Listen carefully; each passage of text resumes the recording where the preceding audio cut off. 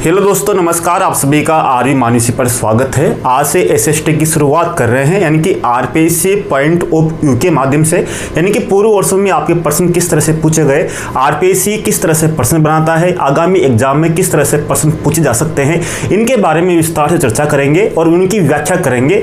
तो हर एक विषय की बात करेंगे। पहले बात करते हैं दर्शन शास्त्र की। दर्शन शास्त्र की बात करेंगे तो ये आपका सिलेबस मैंने पहले आपको बता दिया था कि दर्शन शास्त्र में इस तरह से आपका पूरा सिलेबस है। आज बात करेंगे मुख्य रूप से हम, यानी कि दर्शन शास्त्र के पहले अध्याय की, यानी कि वेदों उपनिषदों का दर्शन। पहले इसकी बात करने से पहले हमें यह देखना होगा कि अभी तक वेदों उपनिषदों से कितने प्रश्न पूछे गए हैं। यानी कि अगर हम देखें तो अब तक आपके किस तरह से प्रश्न पूछे गए उनकी बात कर लेते हैं। अगर बात करने से पहले यहाँ पर देखते हैं कि आपके यहाँ पर पेपर 2022-23 में यानी कि किस तरह से प्रश्न पूछे गए, पेपर 2018-19 में किस तरह से प्रश्न पूछे गए, इसी तरह पेपर 2016 में किस तरह से प्रश्न आए थे और पेपर 2013 में किस तरह से पेपर में प्रश्न आए थे। यानी कि पूरे प्रश्न लिए हैं। यानी कि कौन से अध्याय से? अध्याय नंबर 1 है आपका दर्शन शास्त्र का वेद उपनिषदों का दर्शन। अगर बात करें यहाँ पर आपको समझना होगा, धीरे धीरे आपको यहाँ पर समझना होगा कि किस तरह से हम बात करेंगे। अगर बात करें तो यहाँ पर आपके इस अध्याय से क्वेश्चन पूछे गए थे कि वैदिक ऋणत्रयी में सम्मिलित नहीं है, यानी कि वैदिक ऋणत्रयी में सम्मिलित नहीं है। आपको यहाँ पर ध्यान देना होगा, सम्मिलित है, सम्मिलित नहीं है, सुमिलित कीजिए। इन प्रश्नों पर आपको विशेष ध्यान देना होगा, क्योंकि एग्जाम में जब जाते हैं तो हड़बड़ी में हम इन चीज़ों को नहीं देखते, तो बहुत सी बार आते हुए क्वेश्चन भी गलत कर देते हैं। तो इन चीज़ों को आपको आराम से देखना है। कोई भी पेपर सोल्व करो तो उनसे पहले आपको एक बार नजर प्रश्न पर आराम से डालनी चाहिए।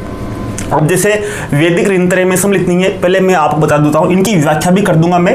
प्रस्थानत्रयी में क्या सम्मिलित है, यानी कि प्रस्थानत्रयी में क्या सम्मिलित है, ये क्वेश्चन मैंने आपके संस्कृत विभाग से जो आपके पेपर होते हैं उसमें से लिए है, क्योंकि आपकी एसएसटी यानी कि सामान्य शिक्षा विभाग और संस्कृत जो शिक्षा विभाग है, दोनों में ही समान आपका सिलेबस है, दोनों में ही समान तरह के क्वेश्चन पूछे जाते हैं। इसी तरह से मैंने यहाँ पर आपके सभी क्वेश्चन लिए हैं। वेदों के बारे में क्या सत्य कथन है, उपनिषदों में ब्रह्म के लिए तद्दलन शब्द का प्रयोग हुआ है जिसका अर्थ है। ये 4 क्वेश्चन आपके पूछे गए, यानी कि आपको यहाँ पर नोट करना होगा। नंबर 1 तो ऋणत्रयी, यानी कि ऋणत्रयी पर आपको ध्यान देना होगा। दूसरा प्रस्थानत्रयी पर आपको ध्यान देना होगा और वेदों के बारे में, यानी कि वेदों के बारे में आपको ध्यान देना होगा। और आपको तद्दलन, यानी कि किसके लिए, ब्रह्म के लिए तद्दलन शब्द का प्रयोग हुआ है जिसके बारे में आपको ध्यान देना होगा। ठीक है, ये मैंने यहाँ पर देख लिया।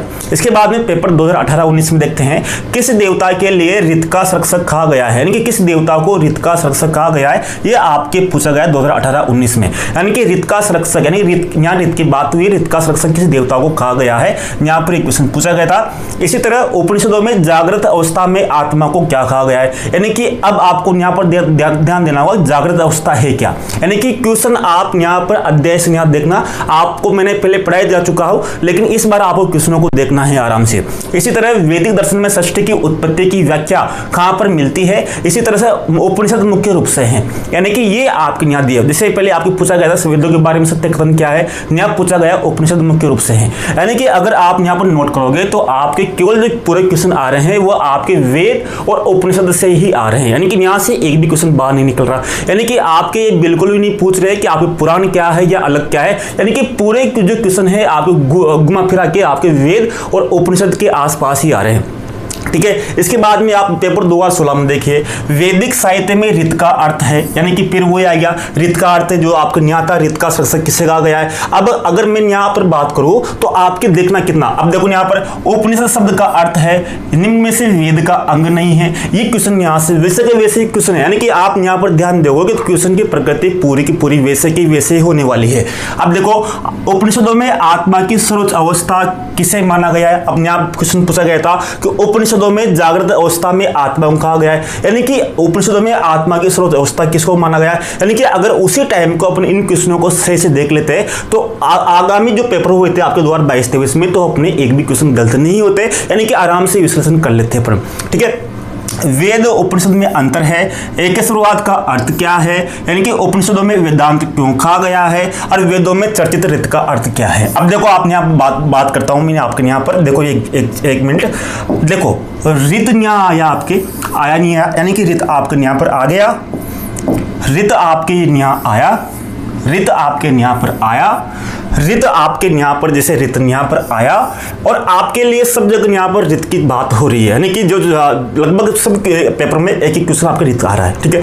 इसी तरह आपके उपनिषद के जो अर्थ है व्याख्या पूछी जा रही है, चाहे आपके उपनिषद यहाँ पर हो या आपके यहाँ पर हो या उपनिषद यहाँ पर हो या फिर आपके उपनिषद यहाँ पर हो, उपनिषद यहाँ पर हो, यानी कि आपके प्रत्येक क्वेश्चन में उपनिषद के बारे में बात कर रहे हैं। इसी तरह वेदों के बारे में बात कर रहे हैं, यानी कि हमें यहाँ पर चीजों को देखना होगा। अब मैं यहाँ पर आपको दिखाता हूँ, चलो देखते हैं। अगर बात करो तो ऋणत्रयी क्या है, प्रस्थानत्रयी क्या है, वेदों में सत्य कथन क्या है, उपनिषदों में ब्रह्म के लिए तत्संग का क्या हुआ है। अगर मैं बात करूं स्पष्ट रूप से, तो अगर मैं बात करूं, देखो यहां पर वेद क्या है, यानी कि अगर आप देखोगे तो वेद क्या है। वेद तो आप जानते होंगे वेद क्या है। वेदों की रचना किसने की। अब आपकी बात करते हैं वेदों की रचना किसने भी नहीं की, यानी कि ये अपुरुष है। अपुरुष का मतलब क्या होता है, अपुरुष है, पुरुष है। अपुरुष का मतलब है कि किसी भी व्यक्ति ने इसकी रचना नहीं की। ये श्रुति है। श्रुति का मतलब होता है कि इनको सुना गया है, यानी कि इनको ऋषि मुनियों ने क्या तपस्या करते थे। जैसे मान लीजिए आज आपके पास मोबाइल है, तो मोबाइल में आप एक जगह से दूसरी जगह बात किससे कर रहे हो, ये बात करने का तरीका किस तरह से हो रहा है। तो अब कोई ऋषि मुनि होता है, तो ऋषि मुनि जाता है तपस्या करने, तो तपस्या का मतलब क्या होता है, तपस्या का जब करता है तो वो एकांत में जाता है। एकांत में क्यों जाता है, क्योंकि एकांत में अपने मन को बिल्कुल शांत कर लेता है, और जो शांत करने के बाद में सालों तक वो एकांत में बैठा रहता है, तब उसका मन इतना एकांत हो जाता है कि वो ब्रह्मांड में आने वाली आवाज़ों को सुन सकता है। यानी ब्रह्मांड में क्या हो रहा है, जैसे मान लीजिए महाभारत के समय भगवान कृष्ण ने जो उपदेश दिए थे, यानी कि जो भी आप चीज कर रहे हो, जो भी चीज आप बोल रहे हो, वो सब चीज कहीं ना कहीं ब्रह्मांड में है। यानी कि कोई भी चीज यहाँ से नश्वर नहीं है, कहीं ना कहीं मौजूद है। अभी मैं पढ़ा रहा हूँ तो ये चीज ब्रह्मांड में मौजूद है। तो उस समय जो ऋषि मुनि थे, वो ऋषि मुनि एकांत में जाकर तपस्या करके वो उस समय जो भगवान ने जो बातें की उनको सुनते थे। सुनने के बाद में ही वहां पर श्रुति के माध्यम से ही यानी जो उन्होंने कहा ऋषि मुनियों ने, उन्होंने सुन सुनकर जो कहा वही वो आपके वेद कहलाया। क्या कहलाया, आपके वेद कहलाया। यानी कि वेद क्या है, क्वेश्चन आपके आया था। अगर मैं वेद की बात करूं तो वेद में आपके 4 प्रकार मिलते हैं। अगर वेद की बात करें तो आपके एक तो ऋग्वेद होता है, एक आपके सामवेद होता है, एक आपके जो यजुर्वेद होता है, एक आपके अथर्ववेद होता है, ठीक है, अथर्ववेद, ठीक है। ये 4 वेद होते हैं। इसमें से बात करें, ऋग्वेद सबसे प्राचीन है आपके, ये सबसे प्राचीन माना जाता है। इसमें कुल मिलाकर 10 मंडल है। लेकिन यहाँ पर आपको रुकना नहीं है, यहाँ पर आपको रुकना नहीं है, क्योंकि एग्जाम की दृष्टि से देखो तो आपको यहाँ पर उपवेद भी याद करने पड़ेंगे। उपवेद क्या है, उपवेद के बारे में बात करें तो उपवेद क्या होते हैं, इनके भी 4 उपवेद है। अगर 4 उपवेद की बात करें तो आपको पता होगा अर्जुन के पास एक धनुष था, अर्जुन के पास धनुष था। उस धनुष का नाम आप सभी को पता होगा गांडीव। जो गांडीव धनुष था उसका नाम था गांडीव। और गांडीव धनुष जो प्राप्त हुआ था अर्जुन को, वो शिव जी की तपस्या करने के बाद में प्राप्त हुआ था। यानी कि शिव जी ने उनकी तपस्या से प्रसन्न होकर शिव ने अर्जुन को धनुष दिया था। तो बात कर सकते हैं कि जो अर्जुन का जो धनुष है, अर्जुन का धनुष, जो अर्जुन का जो धनुष है गांडीव, कौन सा है, गांडीव किसके जैसा है, शिव के जैसा है। किसा है, शिव के जैसे। तो शिव का है, यानी कि ये भी मान सकते हैं कि शिव का है, ये भी बोल सकते हैं। तो ये केवल आपको यहाँ पर ध्यान रखना होगा। तो अर्जुन से अ से आयुर्वेद हो गया, आपके आयुर्वेद हो गया। धनुष से क्या होगा, धनुर्वेद हो गया आपके गांडीव से क्या होगा, गांडीव से गंधर्ववेद हो गया आपके शिव से क्या हो गया, शिल्पवेद हो गया। क्या हो गया, आपके शिल्पवेद। इस तरह से बात कर सकते हैं कि आपके 4 वेद है, आयुर्वेद है, धनुर्वेद है, गंधर्ववेद है और शिल्पवेद है। इनमें से आपके बोल सकते हैं कि इनमें से कौन सा उपवेद नहीं है, यानी कि ये चीजें यहाँ पर आपको ध्यान देनी होगी। अगर मैं बात करूँ आपके वेदों में ही आपके त्रिऋण की बात की गई है, आपके प्रस्थानत्रयी की बात की गई है, उपनिषदों में बात की गई है। अगर मैं बात करूँ आगे देखो किस तरह से बात की गई है। अगर बात करें तो आपके ऐसे बात करें तो आपके ऋण, यानी कि अगर बात करें समाजशास्त्र की भाषा से, अगर आप समाजशास्त्र पढ़ोगे, समाजशास्त्र में पढ़ोगे क्योंकि आपके समाजशास्त्र विषय भी है, तो समाजशास्त्र में बात करेंगे तो आपके कुल मिलाकर आपके ऋण तो बात करते हैं आपके 5 हैं। लेकिन अगर वेदों में बात करेंगे, वेदों की दृष्टि से बात करेंगे तो आपके त्रिऋण की बात होती है। अब त्रिऋण की बात करते हैं तो त्रिऋण में इसमें 3 ऋण बात की गई है। पहला है आपके देव ऋण, आपका है एक ऋषि ऋण, एक है आपका पितृ ऋण। ये आपके 3 ऋण माने गए हैं। लेकिन समाजशास्त्र में बात करें तो यहाँ पर आपके बौद्ध ऋण भी माना गया है, यानी कि बौद्ध ऋण भी वहां पर एक चर्चा की गई है। ये आपके 3 ऋण है, देव ऋण है, ऋषि ऋण है और पितृ ऋण है। अगर मैं वेदों और उपनिषदों में बात करूं तो वेद और उपनिषद क्या है, अगर मैं बात करूं, क्योंकि आपके ब्राह्मण भी है, संहिता भी है, तो दोनों की बात करता हूं मैं आपको। यहां पर आपको ध्यान देना होगा कि वेद और उपनिषद क्या है। यहां से आपको पूरे क्वेश्चनों के आंसर मिल जाएंगे। मिलने के बाद में आप ध्यान रख पाओगे कि यार यहां से क्वेश्चनों को हल कर ले, यानी कि इनको देख ले, तो हमें कहीं जाने की जरूरत नहीं है, यहां से ही पूरे क्वेश्चन आ जाएंगे। अगर मैं बात करूं, आपको देखो, मैं बात करूं आपके ऋणों की, जैसे एक तरफ मैं बात करता हूं आपके वेद की और एक तरफ बात करता हूं मैं उपनिषद की। अगर मैं बात करूं तो वेद है आपके बहिर्मुखी, क्या है आपके बहिर्मुखी है। वेद में वह है, ब में भी वह है, दोनों में समान समान है। और ये उपनिषद है आपके अंतर्मुखी, क्या है आपके अंतर्मुखी, जहां पर वेद ये कहते हैं कि आपको कर्म कांड करने की आवश्यकता है, आपको भौतिक सुखों की लालसा है, यानी कि भौतिकवादी है, यानी कि आप जैसे खाओ पियो मौज करो वाला स्थान है। यानी कि ये वेद क्या कहते हैं कि आपको अलग अलग ये करना पड़ेगा, आपको इस तरह से करना पड़ेगा, यानी कि एक तरह से बहिर्मुख, यानी कि ये एक तरह से कहता है कि आपको अपने अंतरात्मा नहीं, आपको यानी कि बाह्य संसार में लिप्त रहना है। इस कारण इसको क्या कहते हैं, कर्मकांडी बोलते हैं। बोलते इसको कर्मकांडी बोलते हैं वेदों को। और ये क्या है, ये भौतिकवादी है। भौतिकवादी का मतलब ये है कि भोग विलास में विवेक रखता है, जबकि जो उपनिषद है ये अंतर्मुखी है, ये वेदों के बिल्कुल उपरीत है, यानी कि ये वेदों के बिल्कुल उपरीत है। ये भौतिक लालसा में बिल्कुल भी विश्वास नहीं करता। ये कहता है कि आपको अपने अंतर माध्यम से, अपने अंतर्मुख से ही तपस्या करनी है, आपको सभी सांसारिक भौतिकवादियों से दूर रहना है और आपको ज्ञान प्राप्त करना है। यानी कि ज्ञान की बात करते हैं, किसकी बात करते हैं, उपनिषद ज्ञान की बात करते हैं। इस कारण इसको ज्ञान कांड भी बोलते हैं। क्या बोलते हैं इसको, ज्ञान कांड भी बोलते हैं। और जो उपनिषद है, उपनिषद क्या थे, वेदों के अंतिम भाग थे, क्योंकि वेदों में बहुत सी बुराई आने लग गई थी। तो लास्ट में जब वेदों के बाद में जो किसकी रचना की गई, उपनिषदों की रचना की गई, तो वेदों का अंतिम भाग होने के कारण वेदों का वेद प्लस अंत, अगर मैं बात करूं, मैं यहां लिखूं वेदांत, क्या लिखूं यहां पर वेदांत लिख दूं। वेदांत का मतलब होता है वेद प्लस अंत। क्या होता है, वेद प्लस अंत। तो वेदों की जो अंतिम भाग है वो कहलाते हैं आपके उपनिषद, यानी कि उपनिषद को क्या कहते हैं, उपनिषद को वेदांत भी बोलते हैं, क्योंकि ये वेदों के अंतिम भाग थे, इस कारण उपनिषदों को वेदों का, यानी कि वेदों का अंत का भाग भी बोलते हैं।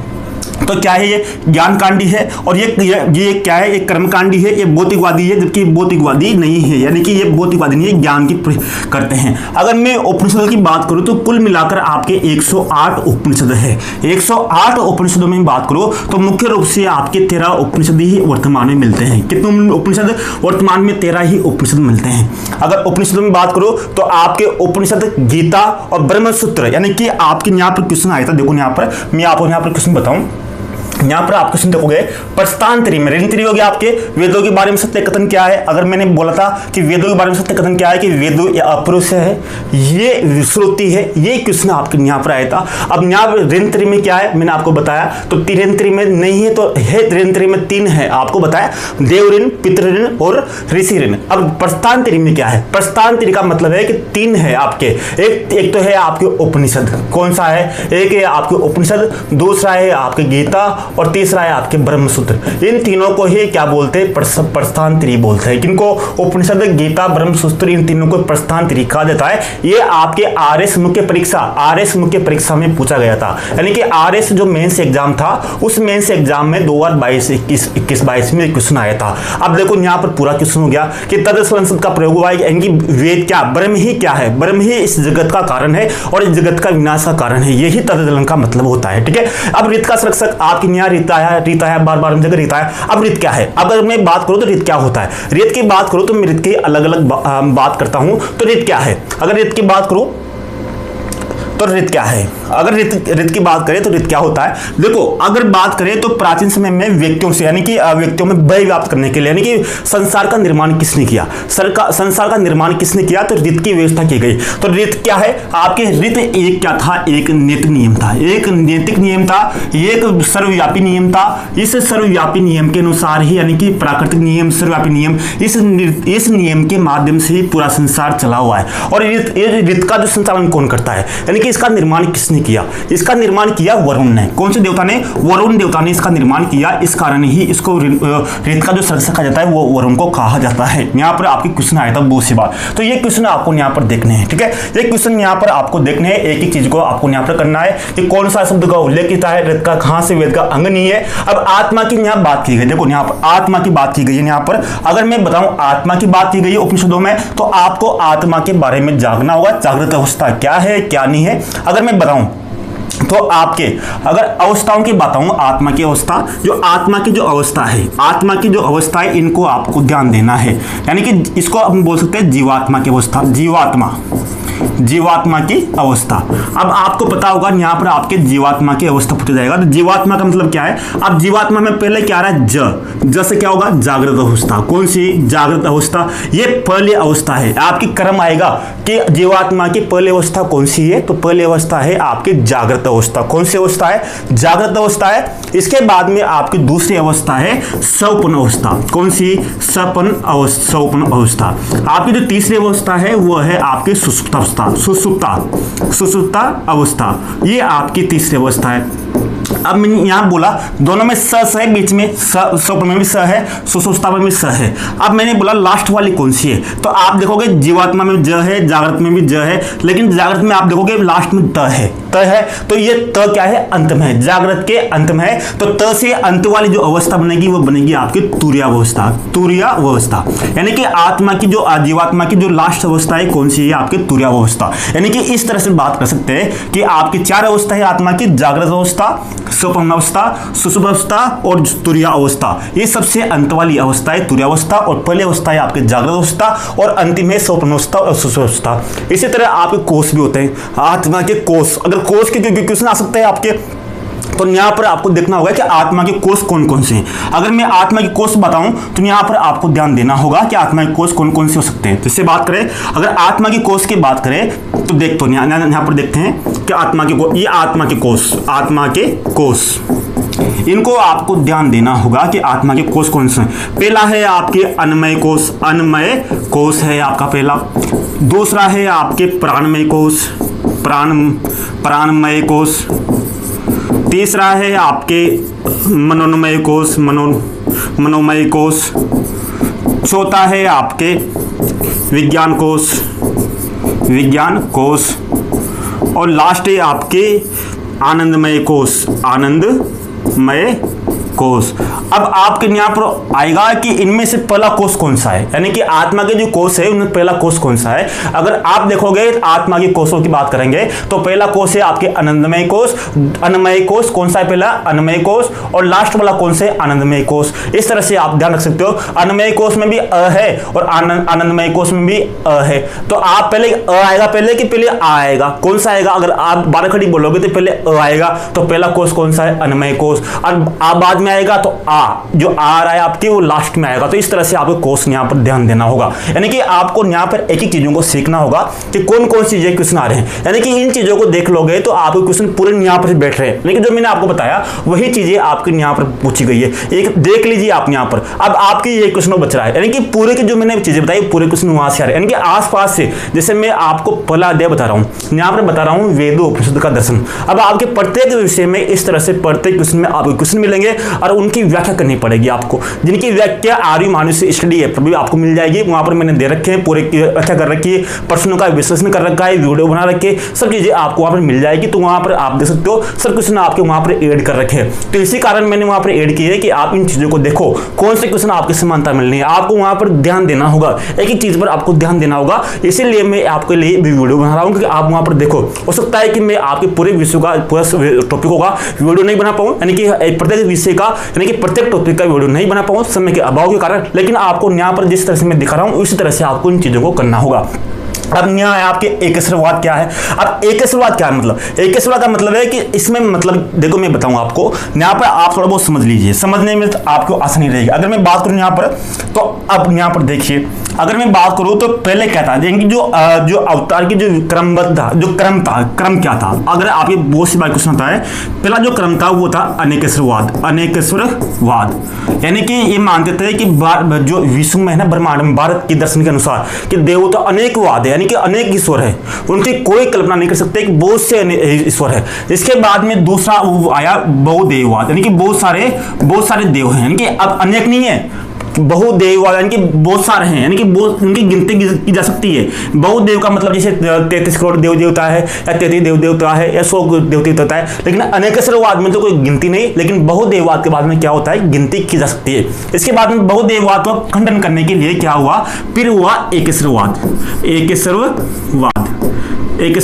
ये किसका मतलब ये था कि अब इसमें क्या किया कि इसमें कर्म दिया जाने लगा। जैसे मान लीजिए आज इंद्र की गद्दी है, इंद्र की गद्दी ये मानी जाती है कि इंद्र की मृत्यु होने के बाद में दूसरा इंद्र उसकी गद्दी बैठता है, तो ये माना गया कि एकेश्वरवाद का मतलब है कि एक काल में एक देवता बढ़ा है, उसके बाद में दूसरा देवता बढ़ा है। जैसे मान लीजिए और जैसे आज का दिन मान लीजिए आज शिव जी का सबसे बड़ा दिन है, उसके बाद में विष्णु का सबसे बड़ा दिन है, उसके बाद में ब्रह्मा का सबसे बड़ा दिन है, यानी कि बारी बारी से एक एक देवता का जब नंबर आता था उसको बोलते थे एकेश्वरवाद, यानी कि एक एक का अवसर आना, इसको बोलते हैं हिंदुत्वम भी बोलते हैं, इसको मैक्स मुरर ने इसको हिंदुत्वम भी कहा। इसके बाद में आता है लास्ट में आपके एक तत्ववाद का मतलब है कि आपके जितना भी ब्रह्मांड है वो एक ही ईश्वर है, उसका एक ही ईश्वर है, उसके अनेक ईश्वर नहीं है, उसके बारी बारी से कोई क्रम नहीं है, उसके अनेक ईश्वर नहीं है, उसके बहुदेववाद नहीं है। तो ये क्रम आपको ध्यान देना है कि अनेकेश्वरवाद के बाद में बहुदेववाद के बाद में एकेश्वरवाद, ये एक तत्ववाद। तो आज की वीडियो में आपको इन चीजों को आपको समझ में आया होगा कि यहाँ से आपको किस तरह से देखना है, यानी कि आपको बहुत सी चीजें मिल जाएगी, बहुत सी छूट भी सकती है,